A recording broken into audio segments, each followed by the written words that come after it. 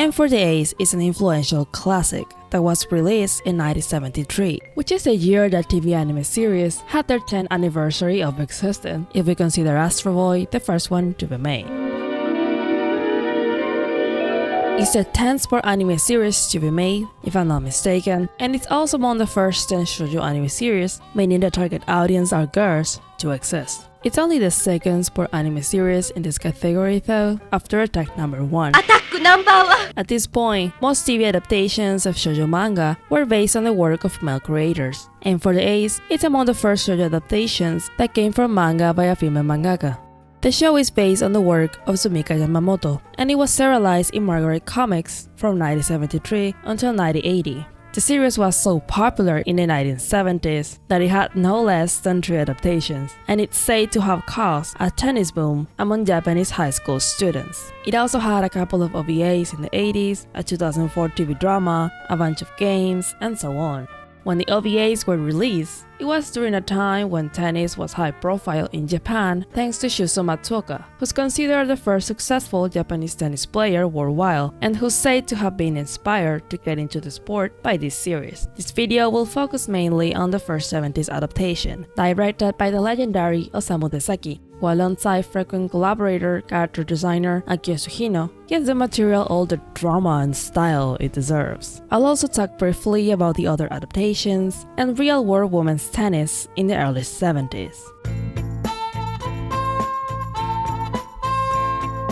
The story follows Hiromi Oka, who's inspired to join the tennis club after watching the prodigious Ochofujin or Madame Butterfly play. Her real name is Reika Ryuseki, but her skill and grace are so idolized that she's mostly just called Ochofujin. She even has a record of never losing a game. On the other hand, unlike her predecessor Kosue from Attack Number 1, who was a sport prodigy, our protagonist is really just an average girl. She doesn't even seem to be into tennis that much at the beginning. She only joins the club to thirst after her crush, alongside her best friend Maki Aikawa, who was all meant to be very casual. But her life changes when they get a new coach named Jim Munakata, a former top tennis player who's looking for a candidate worthy of all his time and knowledge. After testing all the players in the club, he chooses Hiromi for reasons only known to him. To be fair, few can compete with her murderous energy. Some might describe her as the seemingly plain protagonist with a hidden talent or potential, but I don't think that's quite it. Take Maya from Glassmas, for example, who's also supposed to be considered plain and average. But when Maya gets in character, any actor worth their salt can say that this is no average bitch. On stage, Maya is able to keep up with her Oyosama rival, who's essentially the same type of character as Reika Ryuseki, and even forces more seasoned actors to keep up with her. That's her natural ability, shining even when she still has much to learn. With Hiromi, what we see is not really someone who discovers she has a special talent. It's more about her discovering she likes tennis and progressively gaining skill with a lot of practice and hard work and dramatic sacrifices.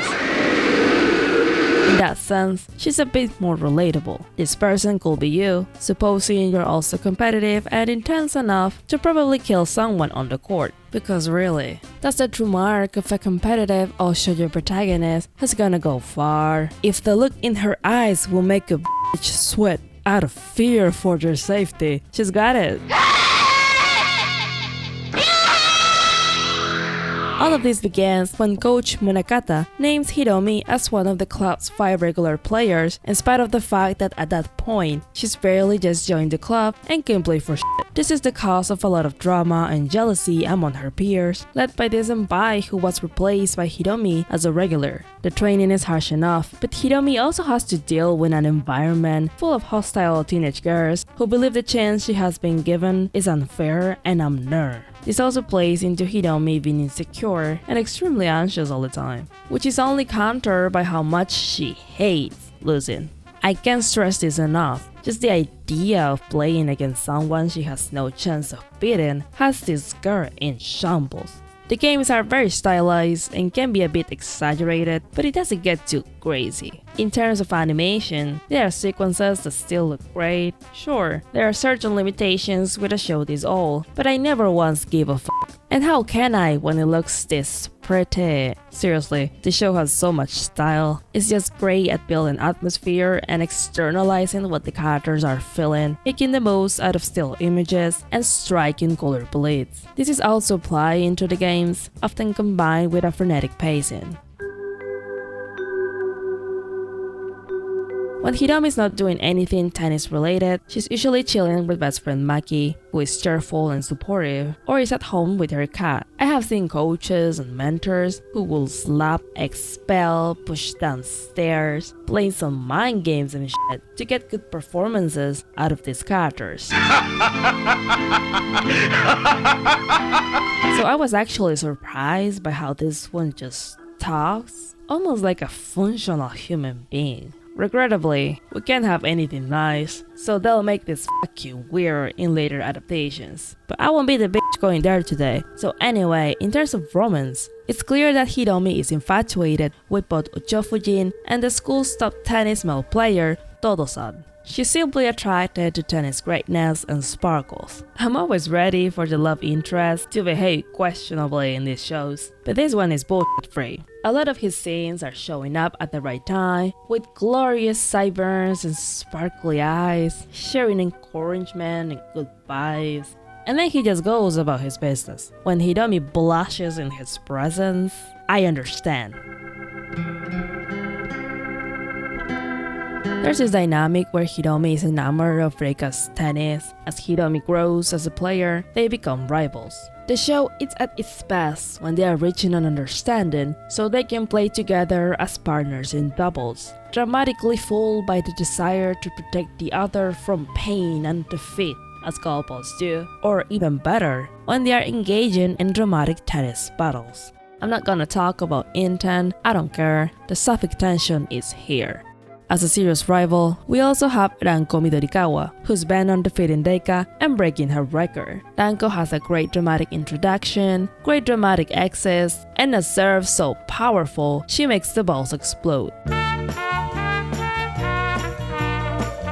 Towards the end of the show, the coach reveals his master plan. He calls it power tennis, which Ranko is an example of with her explosive serves. It's mentioned that the world of women's tennis is changing to something that's less about all beautiful tennis and more about power. It's notable that we are shown two female players that are said to be transcending normal women's tennis in the professional stage, because they seem to be representing Billie Jean King and Margaret Court, who were the top female tennis players in the world back then. Billie Jean King was active in the women's movement of the era. She was part of the group of players known as the Original Nine, alongside collaborators like Gladys Hellman, who's the founder of World Tennis Magazine. They successfully led the fight for equal prize money in a time where making a living out of professional tennis wasn't really viable for women, while it was already quite lucrative for men. In 1973, King founded the Women's Tennis Association. She also won the highly televised Battle of the Sexes against notorious hustler and former top male tennis player Bobby Riggs. This was less about tennis and more about asserting that yes, women can excel at things like sports too, when the sexism of the time made it necessary to do so in a very public manner. Meaning that this iconic series about a girl who aims for the ace was released just as professional women's tennis was being legitimized in the real world.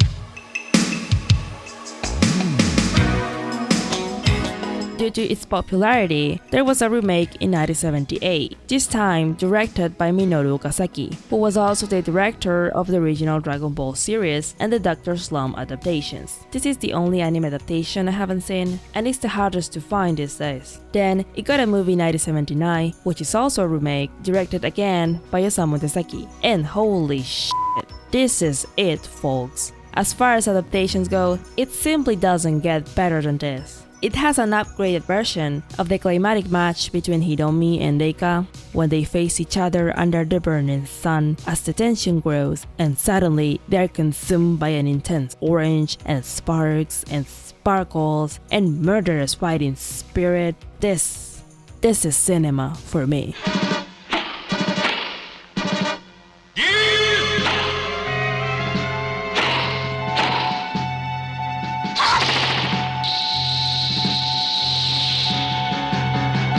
The OVAs that finally continued the story came out in 1988 and 1989, and honestly, while I was invested when I watched those, they just left me feeling cold. They are fine, they definitely have their moments, but they are not as stylistically inspired, and they have a huge tonal shift that is mostly just the present. The cast is older and sadder, but hey, if you want to see a more mature and grounded take and don't mind emotionally draining stories, this might be for you. I want to highlight that only 3 years passed for these characters, but it was a whole different decade in the real world. So it's interesting to see how fashion, technology, the soundtrack, and overall aesthetic change with each adaptation. Overall, this is a series that has plenty to offer. It's definitely a must-watch for anyone who's interested in anime history or just appreciates quality entertainment.